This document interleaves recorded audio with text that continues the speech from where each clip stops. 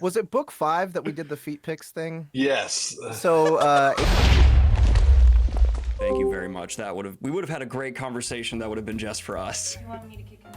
Please, sorry, the cat he tried to push over a dish already. He says hello. This is Mako. Say hello, Mako. We don't have a dryer going. We're professionals. Everything here is top notch. Hello, everyone, and welcome to another author interview. My name is Daniel Green, and I am thrilled to be joined today by both the author of Dungeon Crawler Carl, Matt Dinniman, and the voice of Carl, and so many others, Jeff Hayes. Thank you both so much for coming on in today.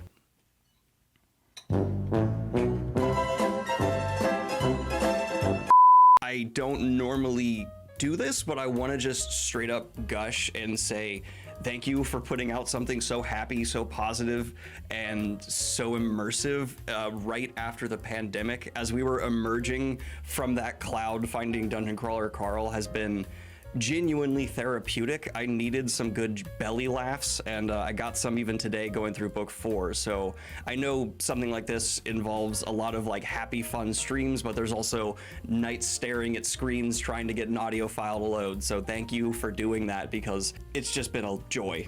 But there's a lot of substance to Dungeon Crawler Carl, and you mentioned it came into existence during the pandemic. Was it from a particular place where you just kind of had some things you wanted to say, or where did the premise of Dungeon Crawler Carl come from? Before this, I made my living. I had written before this, but I actually made my money selling artwork. I would draw pictures of dogs and cats and design greeting cards, and I would go to conventions to sell art. And I was like literally physically setting up my booth for Emerald City Comic Con in March of 2020 when they shut the whole thing down.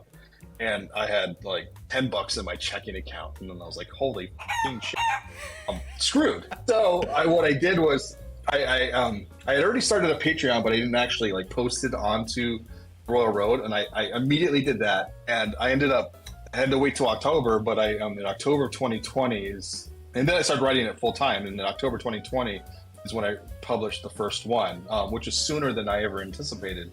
And then, Jeff and I had already been talking a little bit, and they about the first one. It was like January, February of 2021 when they first did the audiobook. And right after that is when the whole thing went crazy. So it saved my life in lots of ways, because I was screwed. I mean, we all got messed up by the pandemic, but a lot of the, especially in the first 3 books when I was writing it, I had no money whatsoever. Wow. While writing it. And I didn't care. It was just, having fun while living, like we all were, the collective trauma we all had of like that weird time when we didn't have any social interactions other than this, the computer, and yeah.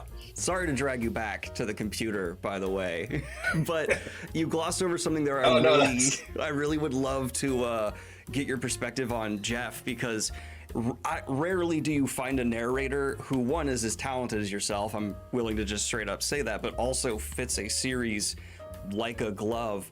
When were you first exposed to Dungeon Crawler Carl, and like how did you find the voice for this character, the voices for such an incredible cast of them?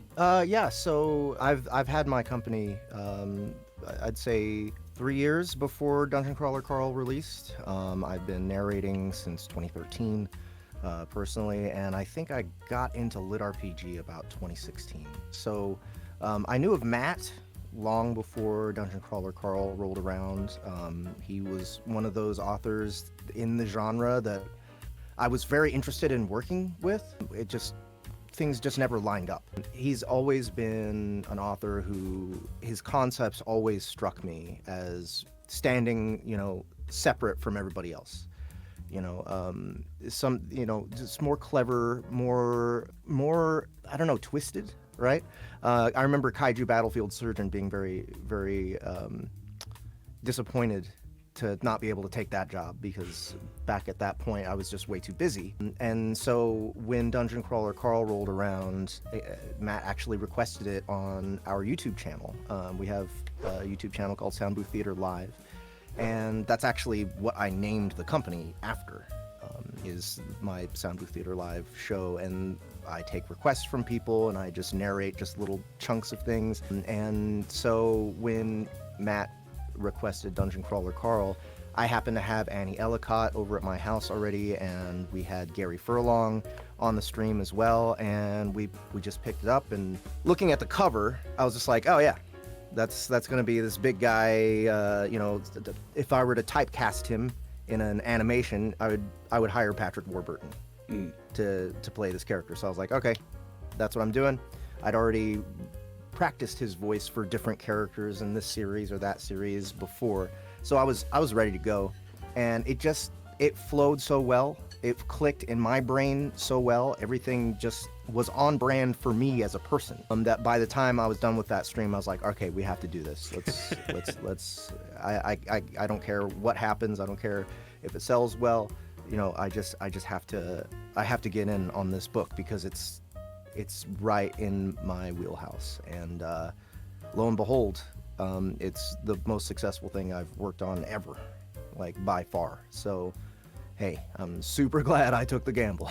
It's crazy to see how I thought, like, okay, Dungeon Crawler Carl is going to be like everywhere because I saw it had such a following. You guys have built such a community, but BookTube seems to be just kind of catching up to it almost. Yeah. And has that, like, I'm always curious about that, effect. How has that been on your end to see it finally kind of get outside the lit RPG space and into the wider fantasy space? It's definitely interesting. My sales right now, are definitely higher than they were this time last year, and I've only had one book in between. BookTube has been a boon. It's you guys, it's been very insular. The lit RPG community is there's like some books in there that are crazy popular. Very few of them have broken outside of the lit RPG space, and we can talk about that. Very few. He Who Fights with Monsters sells better than my book does. That's one of the few that is outside of the genre. But when you look at the demographics of the readers of the lit RPG, it's like 90-something% male, which is really unusual for any book genre. But my personal demographics are closer to 50-50 female male, which is really, really interesting. But because it's been so, lit RPG as a whole is so, like I said, it's this own little world. It's just now, and it's mostly because of you guys, it's starting to break out, and other people are starting to trickle in and be like, well, I'm not reading that because it's a lit RPG, or I'm not reading it because it's a stupid name or it's a stupid cover. And then, but people are like, hey, you got to read this. And then it's like this really slow motion explosion. And it's really cool. I mean, it's great for me, but it's awesome to watch it spread. And I really appreciate it's kind of the slow rollout. I mean, the book came out in October of 2020, but I've sold more copies this year already in April than I did of all 20 and 21 combined. That's just the way it's breaking out. So it's neat. I just noticed over your shoulder is the words war crime with crime underlined.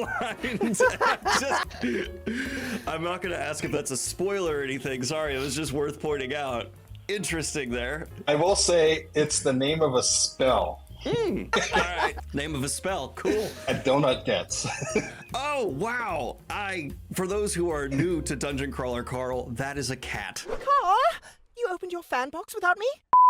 But I want to talk about specifically that cat, because Donut has become, and I'm willing to say this, my favorite companion ever. Overtaking His Dark Materials, overtaking Dresden Files, and specifically Jeff Hayes. You bring what I would like to call posh stank to how Donut interacts with people and the personality. How has been interpreting that character? Do you prefer Donut or do you prefer Carl for your own work? I prefer Carl, okay. Because honestly, Carl's voice is more challenging for me. Going lower, staying in that low register. Donut is his natural talking voice. I'm putting on a voice right now. Actually, Donut's voice. That's what I naturally sound like if I'm just hanging out with you. No, it's just that number one, Donut, I don't have to do as much, right? Mm-hmm. Like she comes in and out. Carl, I'm constantly hanging out and in that low register, and that wears my voice down more than her voice does. But as far as getting into character, there was no thought process. There was no feeling it out. it was all on the page. Matt does an incredible job of just spelling out exactly what he wants, and maybe it's just because his words specifically click in my mind the way it needs to get the performance he needs. But I've never had any doubts or questions about how she should sound. It just came off the page at me that way. So You just day one brought out that voice. That's really Yeah. impressive. yeah. I mean, you know, I've been doing female voices in audiobooks for a long time. That was one of the things I was known for most when I was first coming up. Especially since I was working in, you know, lit RPGs that had like harem elements, you know, so I'm having to deal with lots of different female characters. Sometimes they're different. I mean, with a good writer, they're different.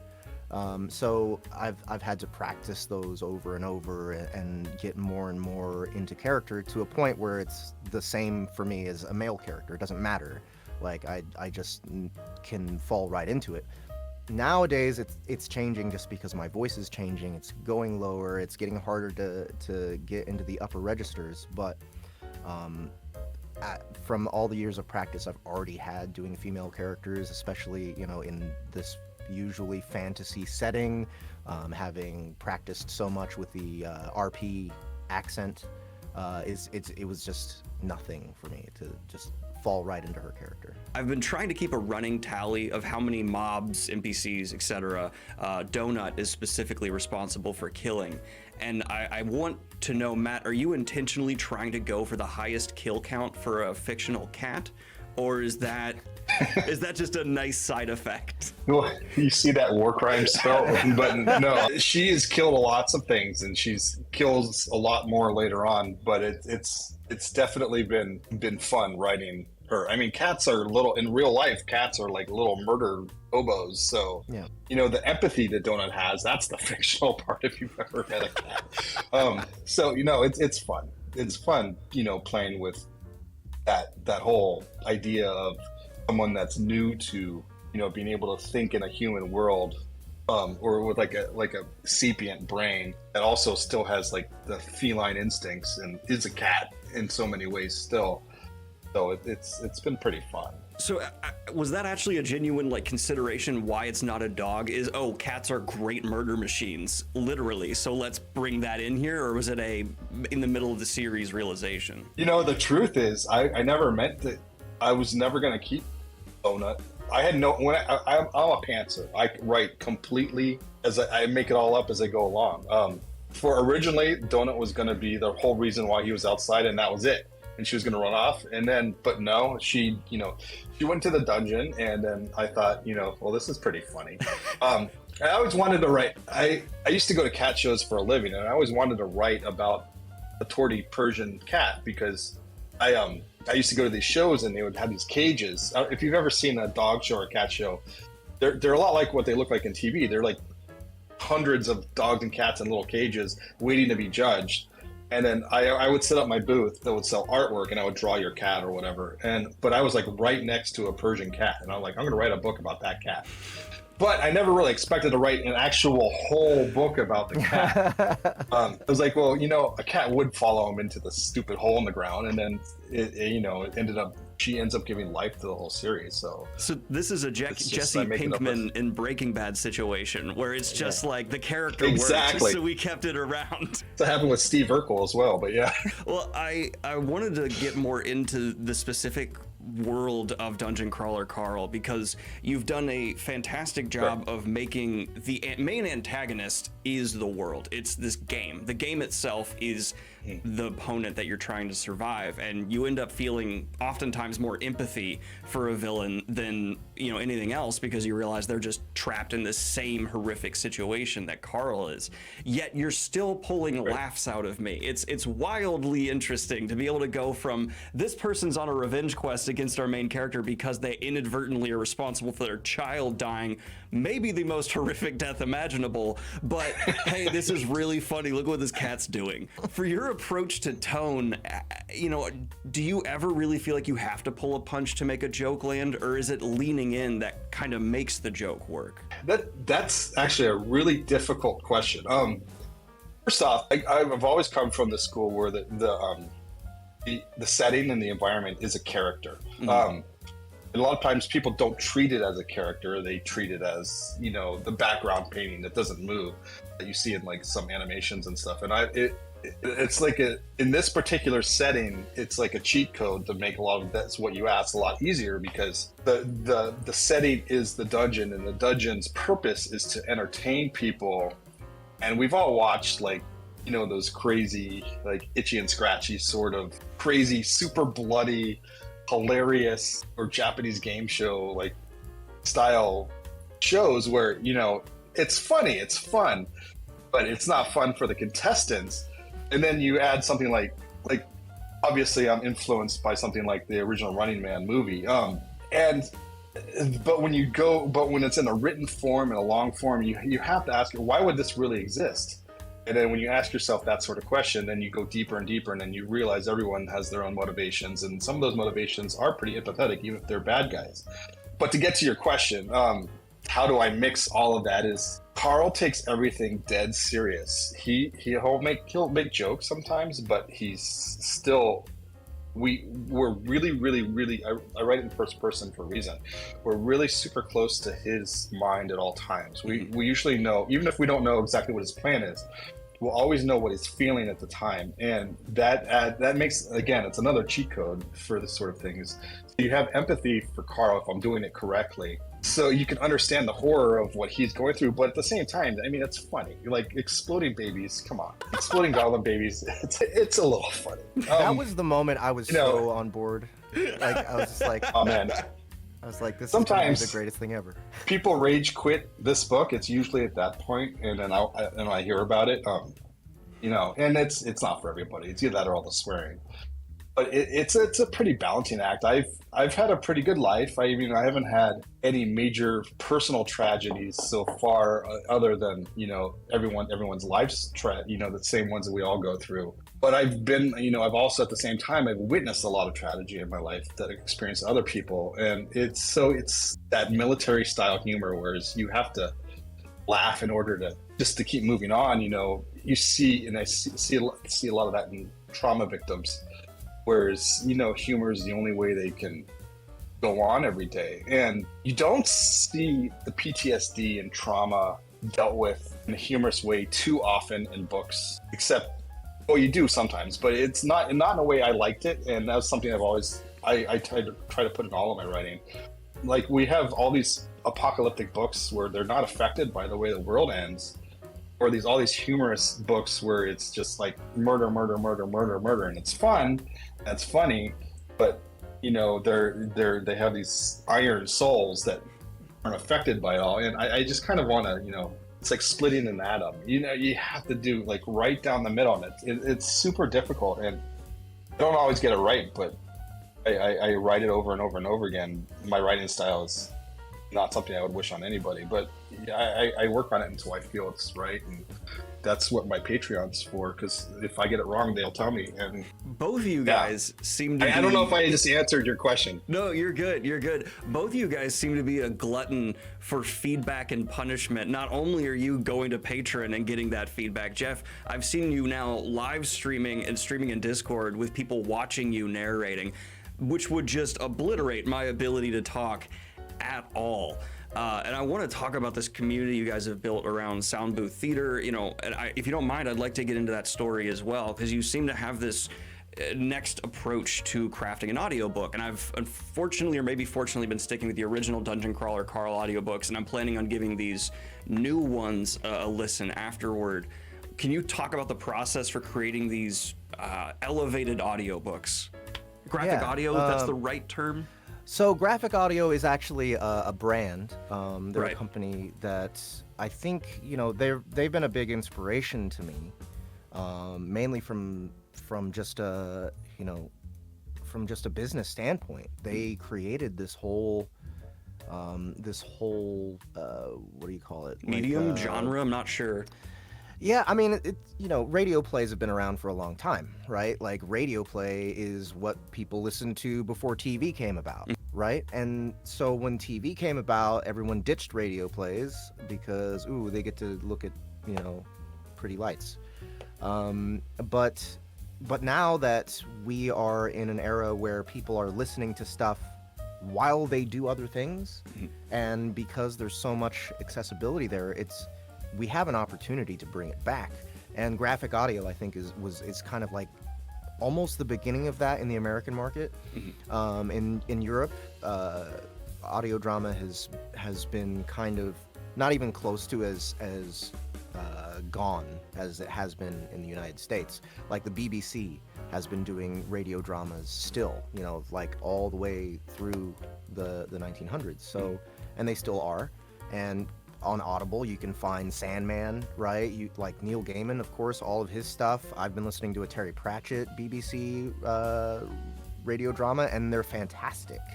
But Graphic Audio was like the first big company, I think, in America to revitalize everything.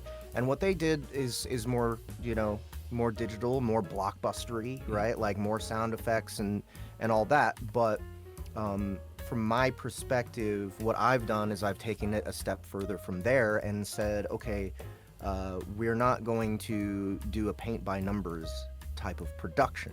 What we're going to do is follow the same philosophy that I've always followed as an audiobook narrator and conform to the piece in front of us in the same way that a director would adapt a book to a film, right? A book to a script, and say, okay, what is it?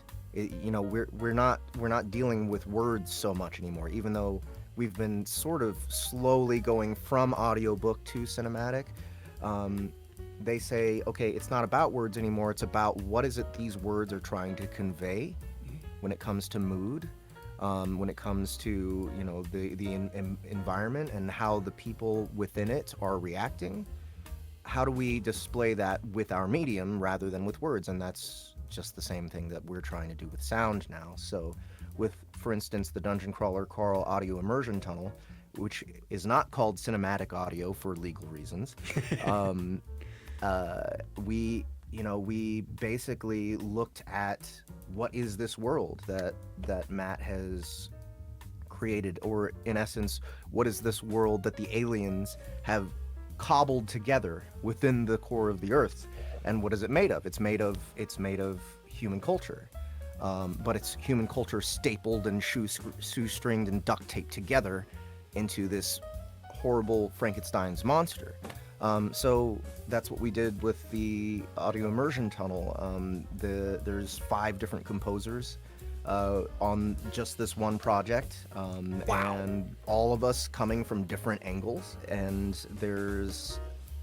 we have a team of 3 different sound effects guys working on our stuff, but next season we're actually gonna expand our team, and we're gonna be working with Dolby Atmos to do 3D sound, and we're upping all of our research and development and upping our production values as much as we can, to still be able to hopefully make a profit.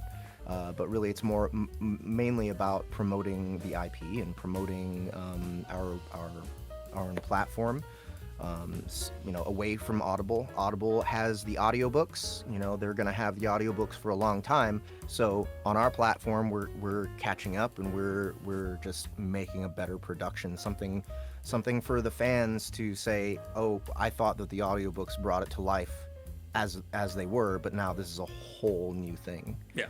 Right.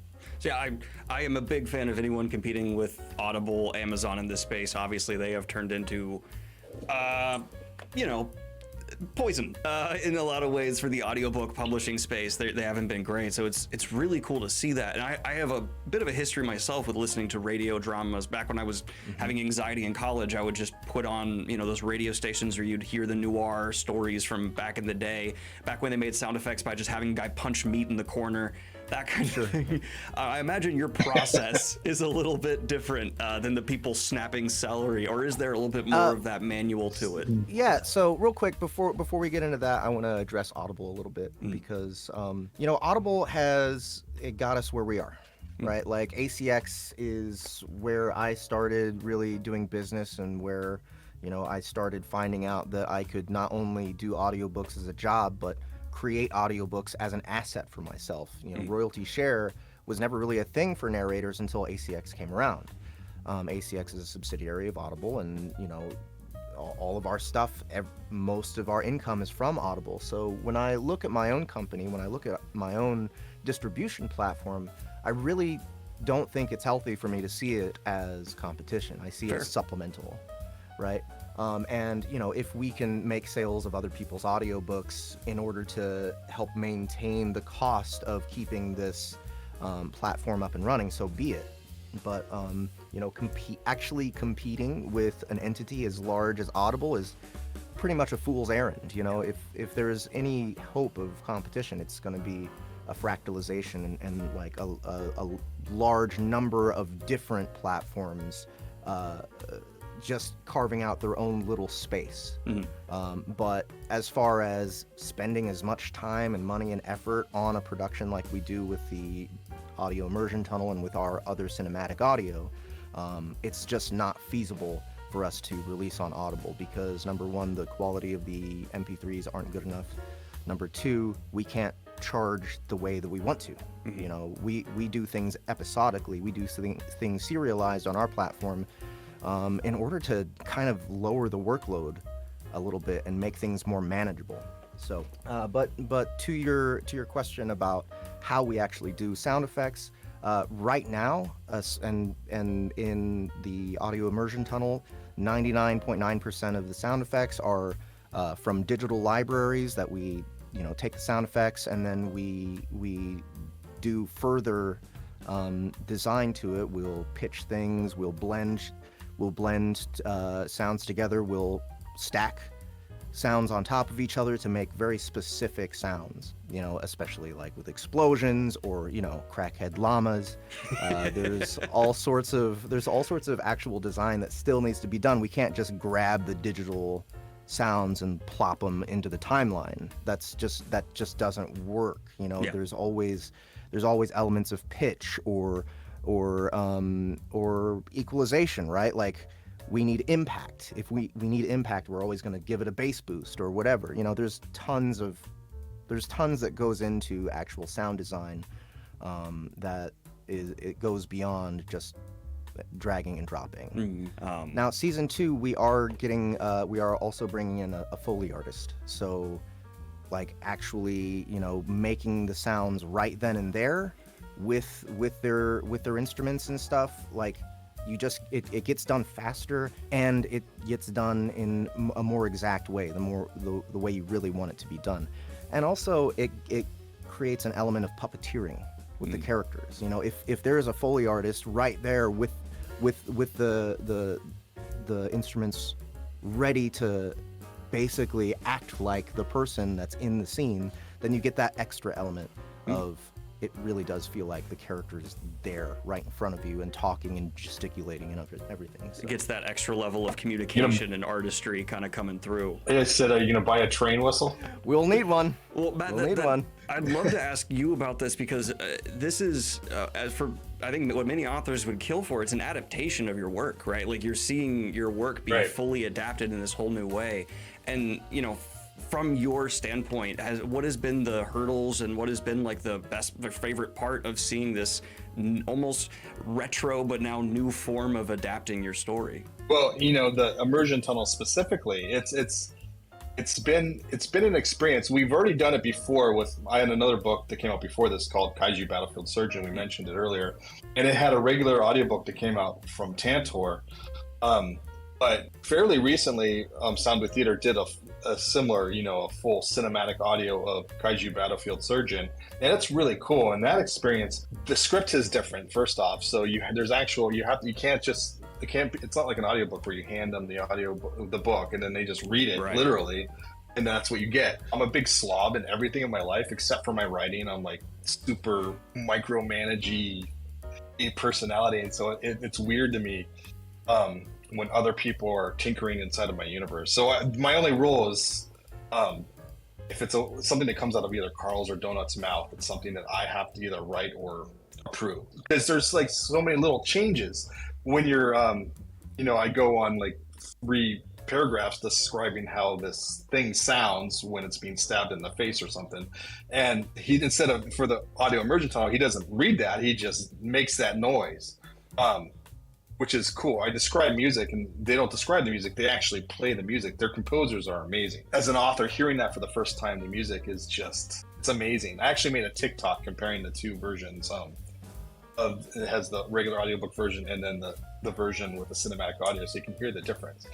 And so when you see something that's yours, that's adapted, that's not a direct adaptation of like word for word, it's a strange feeling because it's hard to describe, you know, especially, and the whole thing is done amazingly well. So it's really neat. That attention to detail, I'd like to get into a little bit if you don't mind, because especially when it comes to character, there seems to be an almost like surgical approach to not only Carl and Donut, but the relationship between them. I mean, I just got to a scene, no spoilers, where Carl's about to kill his first person, and I was like, Donut's not gonna let that happen. And Donut did not let that happen. It was a really beautiful, like, oh, I know these two, and it was a great moment for me as a reader. It's the kind of predictability you actually really want, right? You want to have characters that are consistent enough. Right. And so I'm dying to know, how would you define and describe the complex relationship between this man and his cat? Is it? It's obviously not pet to guy. It's not romantic at all, and it's just a friendship. But there's edges and there's mystery, and they're trying to figure out each other's mind. Like Donut's mind, to an extent, is a bit like Bella Baxter from Poor Things. She's still figuring out being this adult, and so she's changing and evolving. How is that for a creative? Like, what kind of harvest have you gotten from that? Well, first off, that's a great comparison to Bella from Poor Things. That was my first thought too when I saw that movie. It's unusual. You're right. It's not romantic. It's not father and child. It's almost like brother and sister, big brother and little sister in a way, like a way older brother and younger sister that's finally coming into her own. But that's not how it started. He was the owner and she was the pet, and he wasn't even the primary owner, even though, I mean, technically was. So I'll say a new kind of relationship, because almost everyone here has this type of relationship. We all have pets. This is a natural progression, I think, of what would happen if our pets became sapient. And they started to do what Donut did, which is they become suddenly we've had this relationship with our dog that would crap on the floor and bark at the neighbor and do stupid things and keeps eating something he's not supposed to eat. And then suddenly the dog became super intelligent but it's still like a child, and then he's slowly growing. What would that relationship look like? It's nothing like anything we've ever had. Not quite father and child, but not quite brother and sister either. It's something different and in between. And so how does that work? Well, it comes back to the characters. Every character I write, if the person has a name, and I know who they are and I know what they want. And once you know the characters really, really well, and you know what they want and the type of person they want, I always ask myself, are these the type of people that would leave a shopping cart out, or will they put the shopping cart back after they're done shopping? It's like one of those, you have those sorts of questions you ask yourself in your mind, and then what happened, the scenes almost write themselves. I direct the scene, and then I let the characters, I write the scene until what happens is believable. And my goal is always to be surprising, but when you're done, you can't think of any other way it could possibly have gone. And again, it all comes down to knowing your characters really well. This is the situation. How would these characters react? Some of the most beautiful. And it writes itself. Yeah, I love hearing that, because I find some of the most beautiful moments in this series come from how clearly well Donut. I don't know why I keep wanting to call it. Snowball. I had a cat growing up named Snowball, and we're going to turn this into a therapy session and figure out why I'm projecting that onto Donut. But Donut, she knows Carl so well, so every now and then you just get this insight from Donut where she's seen Carl at his worst, witnessed him in sad nights where he's getting cheated on and just playing video games and trying to block out the world. And, it's almost like there's this witness Carl wasn't even aware of, that balances again Right. this emotional absurdity of this cat sitting there and licking its paw, but then also being like, Carl, I know you don't process your trauma well. Right. It's interesting. It's fun to explore. It's my favorite part about writing the book. It's seeing how people that I know react to certain things. I was also going to say that's my favorite part. The favorite part of my book too is the relationship between Donut and Carl. Like, that's, easily the most compelling thing for me. Yeah, there's tons of great characters, tons of fun things happening, tons of glorious chaos, gore, and destruction. But really, at the core of this book is that relationship and how they're going to get each other through this horrific thing. And yeah, that is what keeps me 100% invested. I love that you said that, because I was actually about to ask you, you as an actor are then responsible for bringing this to life, right? Like voice acting it's acting with an additional hurdle if you don't have the tool of your face, which that's an odd sentence, but you know, for you, and you've been able to the instrument of my face. Thank you. That's a much better way to put it. I'm sorry to have called your face a tool, but especially because you've actually been able to go through this story multiple times now, I was curious to see if there has actually been a change in how you've approached various scenes. Now that you know how the story goes a bit deeper, a bit further, you know, when you went through a second time, is there a nuance to the performance that you're approaching in a whole nother direction? Aside from the fact that Carl's voice has evolved a bit since the beginning. I would say if you listen to book 1 of Dungeon Crawler Carl, Carl sounds more like an impression of Patrick Warburton. And as the books have continued, he's sort of just become his own character. I would say aside from that, no. I feel like Matt's writing and the way his characters have been conceived from the beginning, he's been remarkably consistent. So there hasn't really been a whole lot I've had to reinterpret for the first book. Like I said, you know, Carl from the Immersion Tunnel sounds more like Carl from books 5 or 6. But other than that, no, not really. I find that coming back without I don't even listen. I haven't been re-listening to the audiobooks before I start on the audio immersion tunnel stuff. I just purposefully, so that any kind of differences like this actually do come about, and you know they happen organically. But then when I go back and listen, it's like, oh, it's really not that much different. I'm making kind of the same decisions all the time. Maybe the AI is another one who accidentally evolved. He kind of went from like. From being inspired by the announcer on The Price is Right to this kind of like more high-pitched, more trolly voice. It just, I don't know why, but my voice just kept wanting to pull it that way as the series went. So I actually kind of did it on purpose for the audio immersion tunnel. It's changed to where now it's like, okay, well, he sounds like the Price is Right guy until feet start getting talked about, and then he starts wigging out and going back to the crazy trolley voice. So I'm kind of putting a little bit more deliberation into that. But yeah, other than that, no. I'm happy to hear that, because I am very much so a believer of if it's not broke, don't fix it. And as a fan of what you did the first time through, absolutely.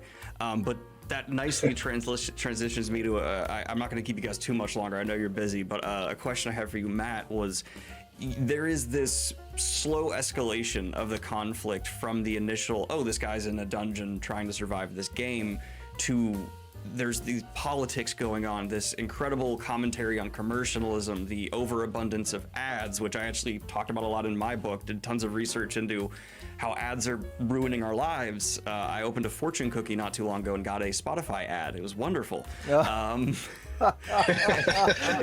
that felt dystopian. I was like, oh, what's the future? Money spending, great. And so I was wondering where that came from in this story. Was it from book 1? You knew it was going to grow into this kind of big middle finger to a lot of the things that are developing today and age, and our, you know, exploitation of people all over the place and advertising? Or is that something that stumbled into, like, because it feels so almost like an epic part of the story how you've attacked it? Yeah, I mean, from the get-go, the whole story, the whole theme of the story is, you know, exploiting finite resources, and that resources are us. You know, the exploitation of suffering for whatever reason, and that's kind of a theme for almost everything I write. But it's that particular thread and the escalations and you're not even there yet because you're only on book 4, but we get further and further and further into like the intergalactic politics regarding the whole reasons for the crawl in the first place, how people are using, tragedy to profit off of it. It's something that happens in real life all day long, and it's my little a little hammer against evil that is the world. It's a fist shaken most mightily out of protest. Yes. And I really enjoyed this angle where I found I just got to a scene where Donut finds her image being exploited for profit, and she kind of has the naive like, oh, look at this, it's wonderful, I got merch. And Carl has the more informed, this is awful kind of take. And it was really funny to me to see that kind of juxtaposition of, yeah, the naive, dumb participant of look how wonderful it is versus, oh wow, they're literally just taking your likeness and profiting off it and doing a terrible job. Yeah. Yeah. I'd like to add something, and maybe Matt's gonna disagree with me on this, but I don't think of Dungeon Crawler Carl as a middle finger. I think of it as a mirror. I think the way Matt sets it up, it's also showing us these, this is how the world is, but it's also due to our own decisions, all of our individual decisions collectively coming together, and this is the crazy soup that's been made out of everyone deciding, what, this is acceptable for entertainment, this is acceptable. What is happening to these people on this TV show is it's worth it because we are having a good time.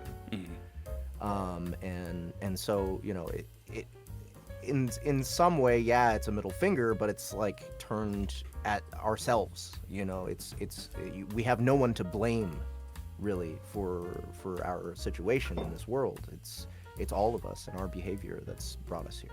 Do you disagree? No, I absolutely agree with that. There's like this saying, it goes like, you're not stuck in traffic, you are traffic. Yeah. All of these, everything that it's all, we're exactly what Jeff said. We're making it all ourselves. Even on my own Patreon, they talk about this sometimes. I have them vote on things that happen.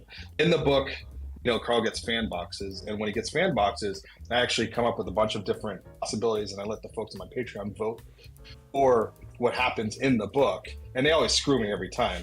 Even when I know what they're gonna pick, it's always like something else. And then that happens, and it screws Carl over somehow or something. And then they ask themselves, are we the audience? Are we the bad? And I mean, and they are, and that's kind of the point.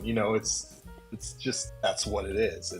One of my favorite little seasonings on top of that is how it comes across like a lot of like Silicon Valley companies where they're not making money very well. There's all kinds of financial issues, but they're valued at $50 billion, and it's kind of got that like it's like all these people's lives are riding on something that's being held up like a house of cards. Yeah, well, we explore that pretty deeply. So, well, I just want to say thank you guys so much for swinging by and talking to some idiot online about your series. It's been an absolute joy to get through. I'm going to be doing a full series review after I get done, and unless suddenly it just wakes up and it's all a dream, it's probably going to be pretty damn positive. Please don't do that.